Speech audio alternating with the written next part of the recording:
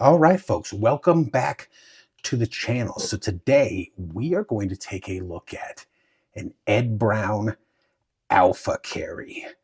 So as you can see, this is a commander size 4.25-inch barrel, stainless steel 1911 in 45 ACP with Mr. Ed Brown's signature bobtail cut on the grip. Guys, this is a fantastic gun.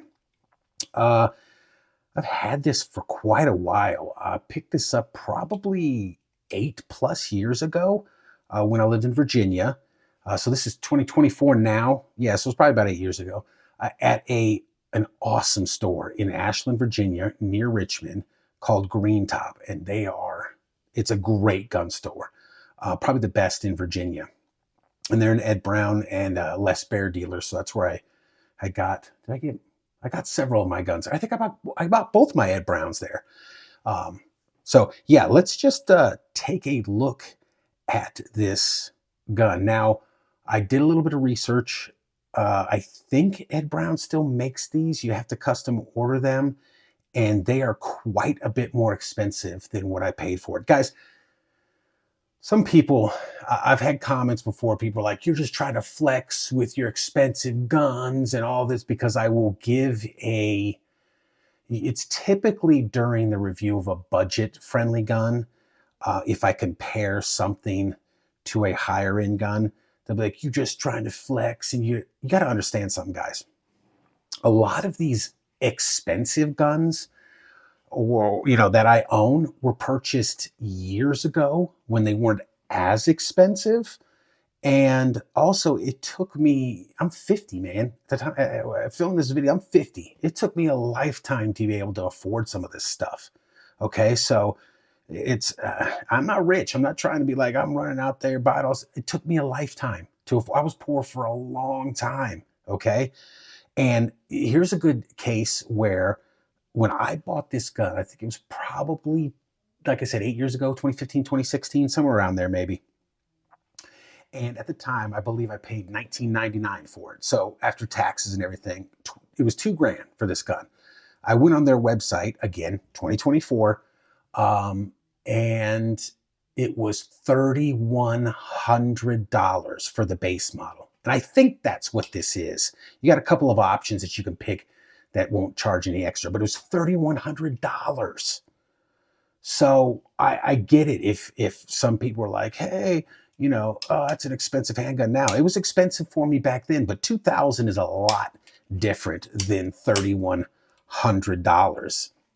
It's a big increase. Now that is spread over, again, like 8 years, but still, that's a substantial increase in the prices of these guns nowadays. So let's just look at a few features. Again, stainless steel, commander size, says Alpha Carry right there. It's got a little bit wider serrations, and they're pretty grippy.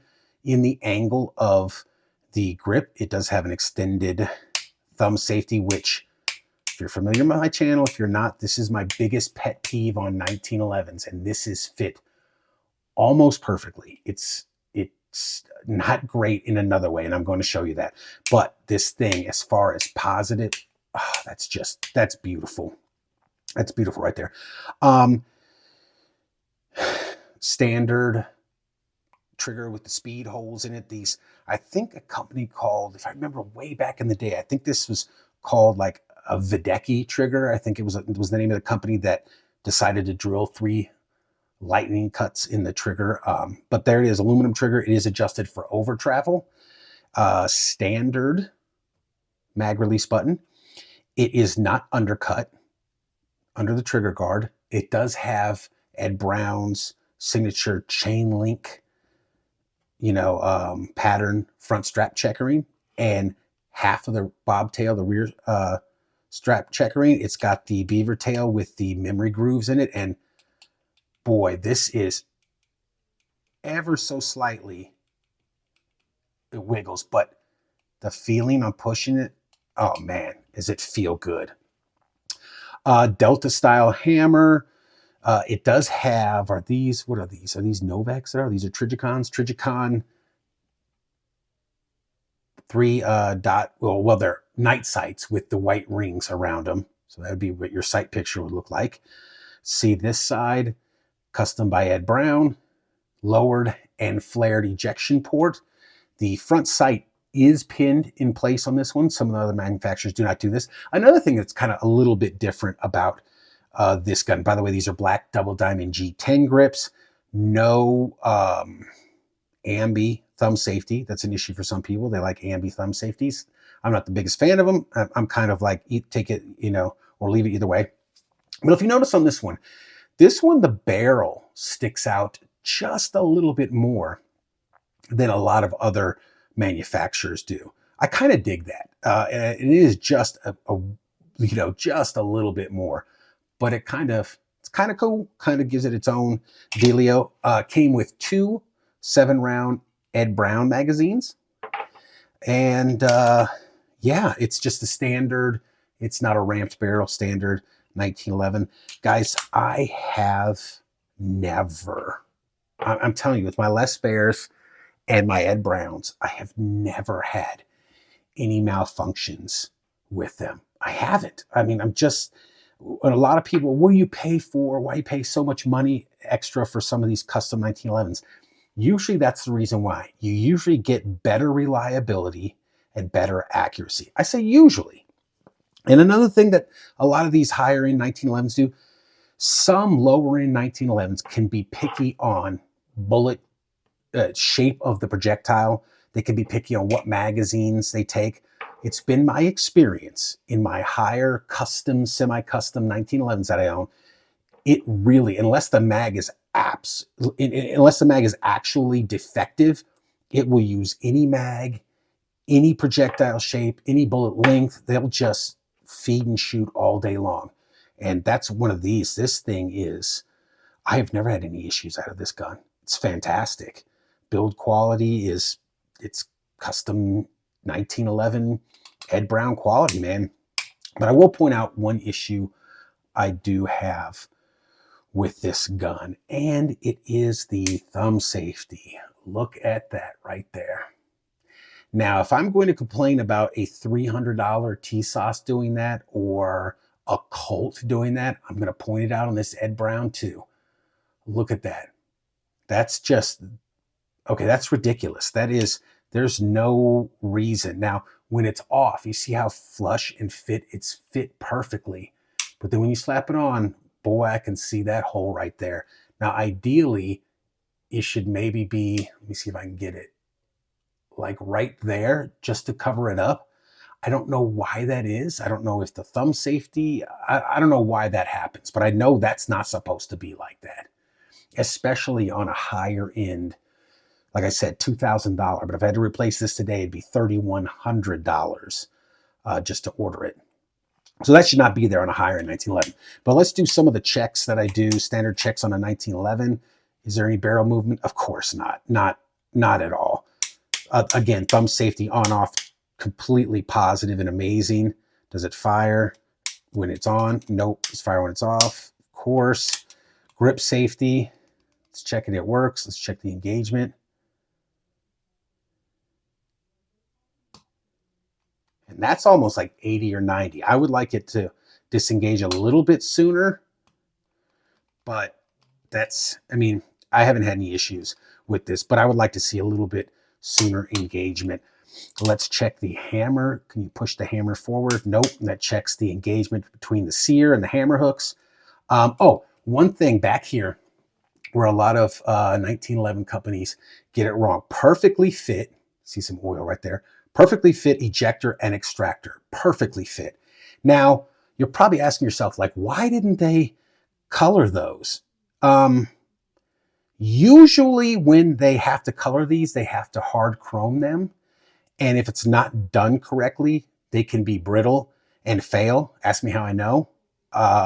Way back in the day, when I used to compete, a buddy of mine, we ordered STI, which is now Staccato, pistols from certain companies, and they hard chromed the whole gun, and the chroming process on these two made them brittle, and the ejector failed like very quickly. So that company stopped putting coatings on the injector and extractor. And that's my guess as to why they did that with those two components there too. So there it is, guys. Let's get a wait on this sucker. Let's get the old scale out here and see how much this Ed Brown weighs. 34.56 ounces, and with the factory supplied 7-round magazine, 36.99 ounces. Awesome. Now, let's get the tearing stuff up over here. Let's get the trigger pull weight on this bad boy. It has a fantastic trigger, by the way. 2.50.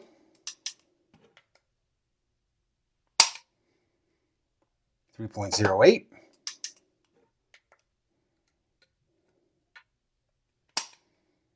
2.38. So I'm saying like probably two, if you average those three, probably like 2 3/4.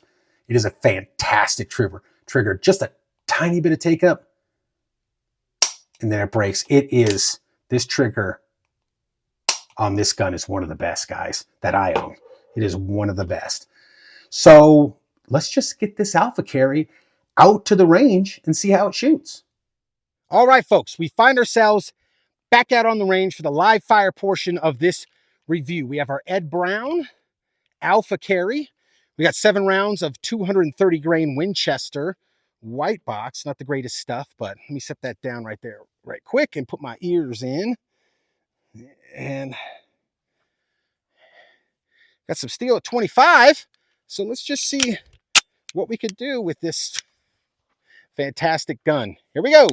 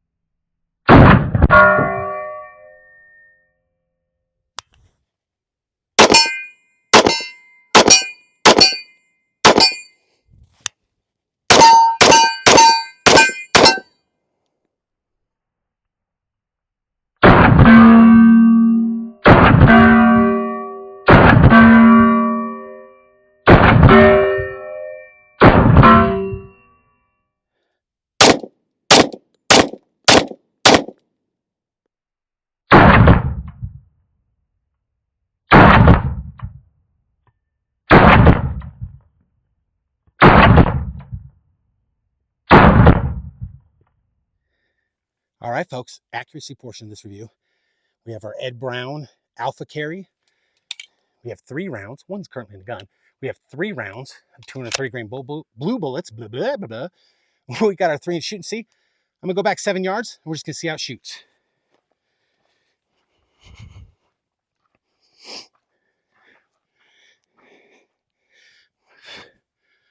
Bugs.